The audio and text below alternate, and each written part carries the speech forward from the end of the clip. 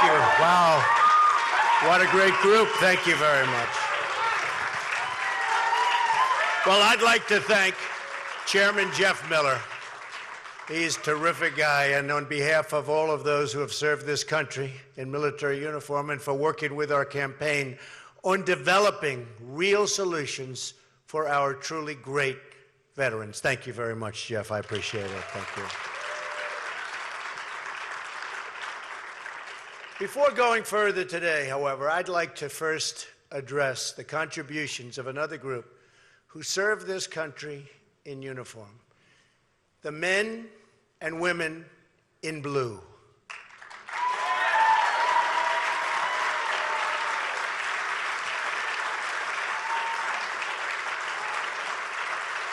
Thank you. Our police officers. We love our police officers. Thank you. That's very nice.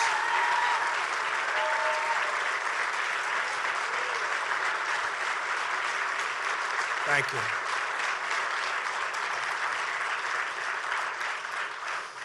Our police officers rush into danger every single day to protect our communities, and they often do it thanklessly and under relentless criticism.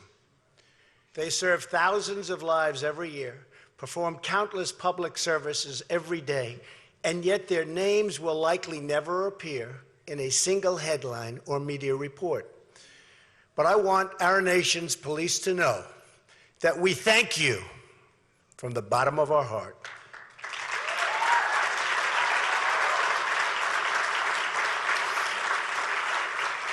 And we support you, and we will always, always, always stand with you.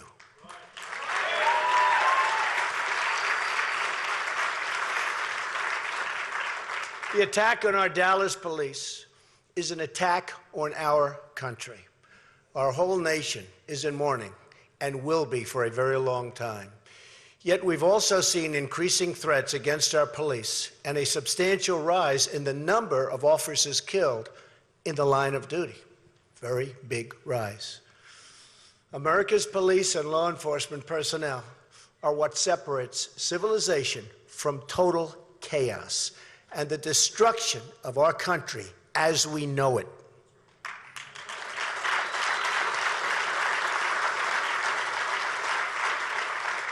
We must remember the police are needed the most where crime is the highest. Politicians and activists who seek to remove police or policing from a community are hurting the poorest and most vulnerable Americans.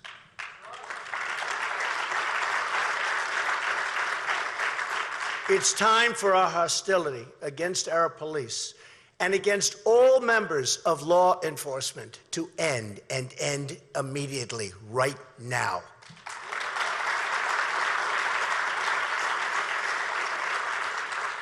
We went through an ugly chapter in our history during Vietnam, when our troops became the victims of harassment and political agendas. For too many police today, that is their daily reality. At the same time, the tragic deaths in Louisiana and Minnesota make clear that the work must be done to ensure, and a lot of work, that Americans feel that their safety is protected. Have to do it. We have to get better. Better, sharper, smarter. We were all disturbed by the images that we saw. We must discuss as well the ongoing catastrophe of crime in our inner cities. Our inner cities are rife with crime. According to the Chicago Tribune, there has already been more than 2,000 shooting victims in Chicago alone this year.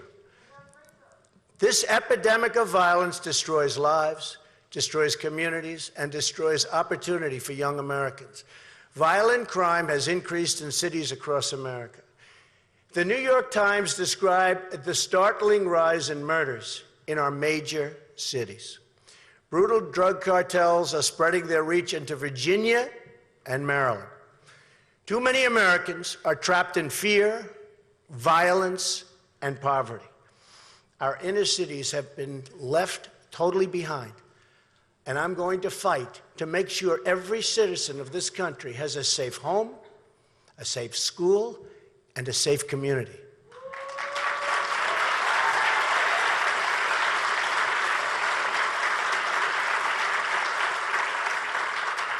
We must maintain law and order at the highest level, or we will cease to have a country.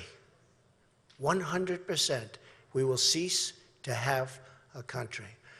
I am the law and order candidate.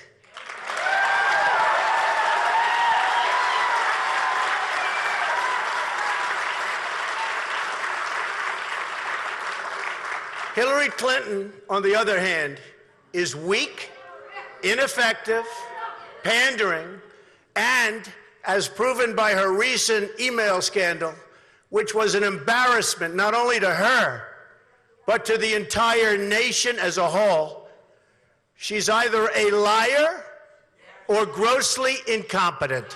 One or the other. Very simple.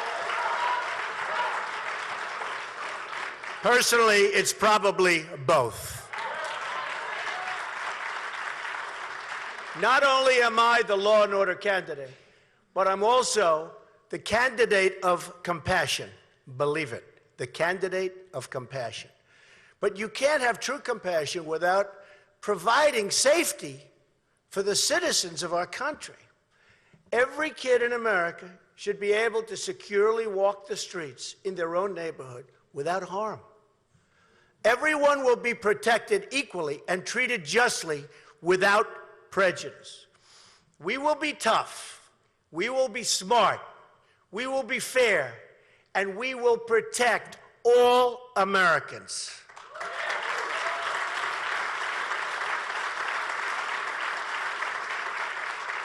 Without safety, we have nothing. It's the job of the next president to make America safe again for everyone. Everyone.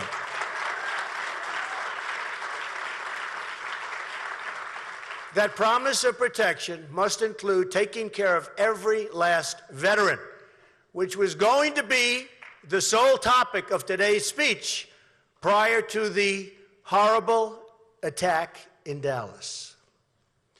The men and women who have served in our armed forces represent the very best of America. Now is the time to follow their example of unity, public service, and selfless devotion to our nation. We made a promise, and we have to honor the promise that we made to these great heroes. You defend America, and America will defend you.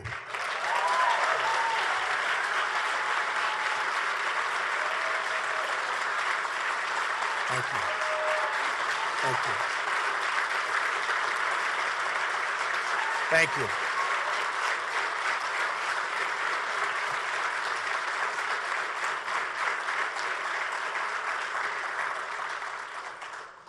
But that promise has been broken by our politicians, like so many other promises our country has made, not only to its veterans, but to its citizens as a whole.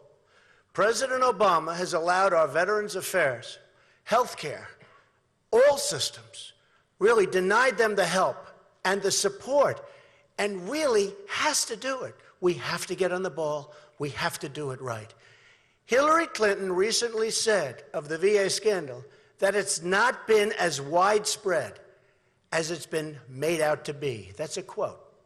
She actually thinks that the Veterans Health Administration is well run. That's because she's been part of this rigged system for a long time. Perhaps it's easy for politicians to lose touch with reality when they're being paid millions of dollars to read on a teleprompter speeches to Wall Street executives instead of spending time with real people in real pain. The disconnect. Thank you. The disconnect in America is deep. There are two Americas, the ruling class and the groups it favors, and then everyone else. The VA scandals that have occurred on this administration's watch are widespread and totally inexcusable. An internal memo from the senior VA official describes, quote, lawlessness and chaos at the Veterans Health Administration, including the payments of $6 billion a year in violation of federal contracting rules. The memo also says they waste millions of dollars by paying excessive prices due to breaches of federal laws and warns that these unlawful acts may potentially result in serious harm or death to America's great veterans. And you know it, and you're seeing it.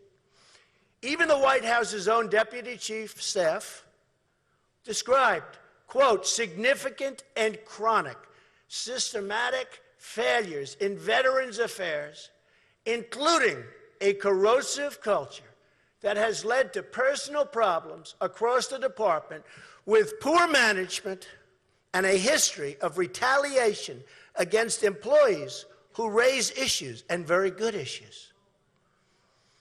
He said there is a lack of accountability across all grade levels. On that, he's correct. 40 veterans, just as an example, have died waiting for care in Phoenix.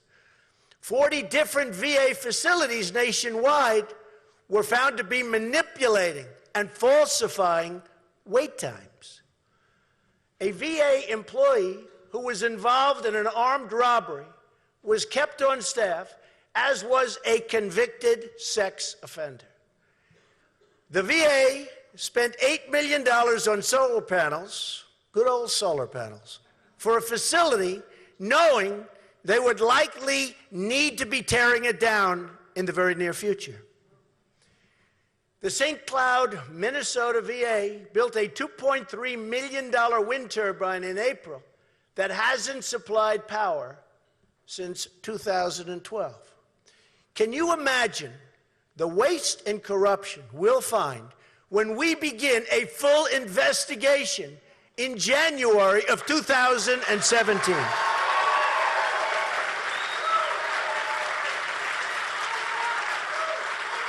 Thank you. Thank you.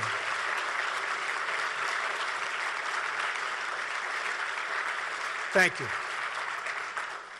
Most of those responsible have still not been held to account. Fixing this corruption will be one of my many and really highest priorities. And believe me, it will happen. I'm really good at things like that. It will be fixed, and that begins with a simple promise. Every veteran will get timely access to top quality medical care. Every veteran.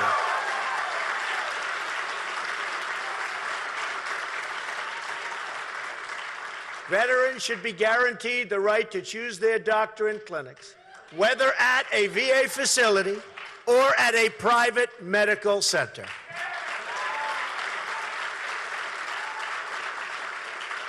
We must extend this right to all veterans, not just those who can't get an appointment in 30 days or who live more than 40 miles from a VA hospital, which is unfortunately the current and wrong policy. This promise includes guaranteed access to the best available health care services for our female veterans. They're not being treated right. We must also do more to help our veterans find jobs. Every year, large corporations bring in many thousands of low-wage workers from overseas and across the border to fill jobs that could easily be filled by our veterans. Veterans should come first in the country they fought to protect. They fought hard to protect us. They are going to come first in a Trump administration. They will be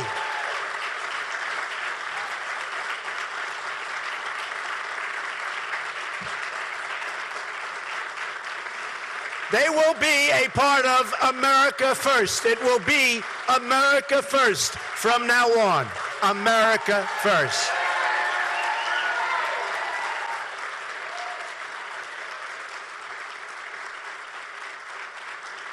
Thank you. Thank you. Veterans health care must also include the best mental health care. A shocking 20 veterans are committing suicide each and every day, especially our older veterans. This is a national tragedy that's not talked about. The evidence shows that if veterans are in the system receiving care, they are much less likely to take their own lives than veterans outside of this horrible, horrible, and very unfair system.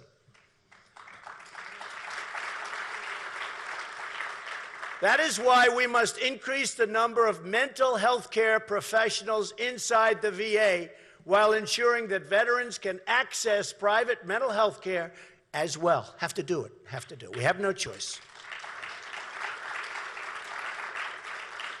America must take action to improve mental health services for the country at large. This is for everyone.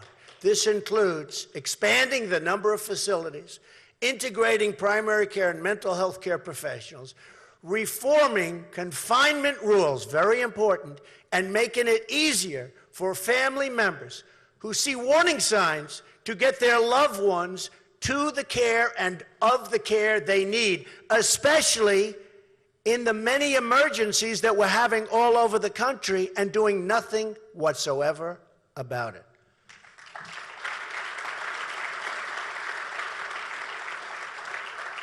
One of the most important reforms we can make is accountability. Right now, when VA employees fail our veterans, you can't discipline them. That's because of outdated civil service rules in need of reform. Have to do it. We like it, we don't like it, we have to do it. It's time. In fact, employees are given bonuses after making bad decisions. In 2014, the VA awarded a $142 million in bonuses to employees, including bonuses to the executives who oversaw construction of the Denver VA hospital that was more than $1 billion over budget. Two other VA executives signed, abused, and they really abused, it was terrible, abused their authority to obtain $400,000 in relocation benefits. Currently a scandal, and we're doing nothing about it. It doesn't have to be this way. As Veterans Affairs Chairman Jeff Miller just said, and will say all the time, the VA is not sacred. The veteran is sacred. The veteran is sacred.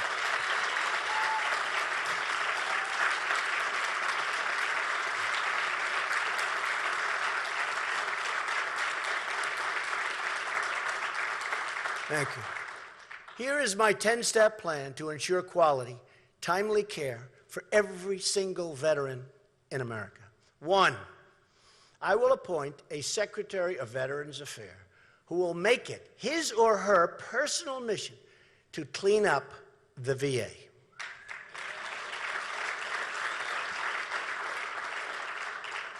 And this will be a person of great competence. This will not be a political hack.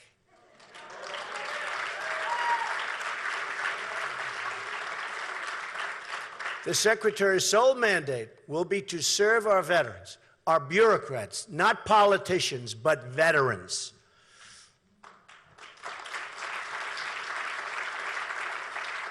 Amazingly, President Obama's VA Secretary recently downplayed concerns about waiting times by saying that people also wait in line at Disneyland. So what's wrong with that, right?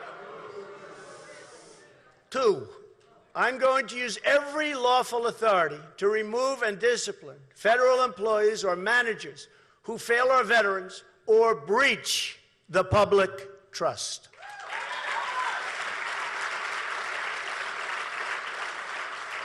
3, I'm going to ask Congress to pass legislation that ensures the Secretary of Veterans Affairs has the authority to remove or discipline any employee who risks the health, safety, or well-being of any veteran.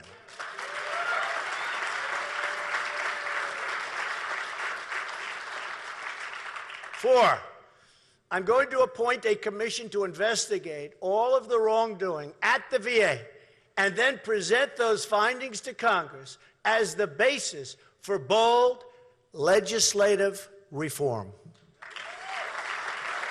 Five, I'm going to make sure the honest and dedicated people in the VA have their jobs protected and are put in line for serious promotions if they continue to do great work.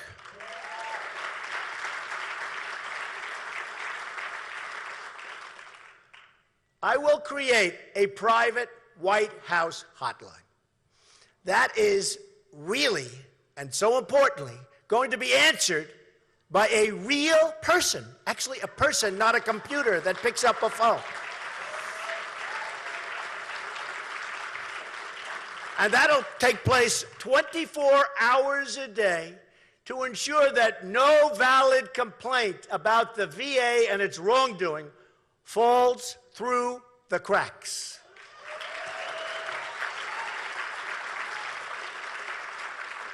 I will instruct my staff that if a valid complaint is not addressed, that the issue be brought directly to me, and I will pick up the phone and fix it myself if I have to. Believe me, I will fix it.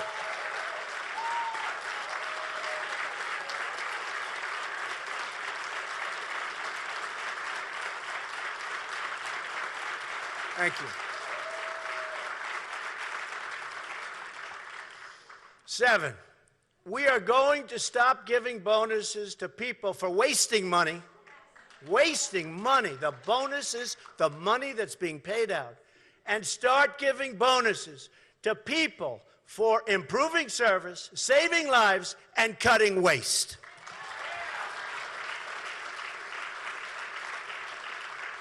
If an employee finds a smart way to save a large amount of money that also creates really better outcomes for our veterans, then a small, responsible portion of the money saved will be given as a one-time bonus, and the rest will be returned to the taxpayers, and it will be a lot.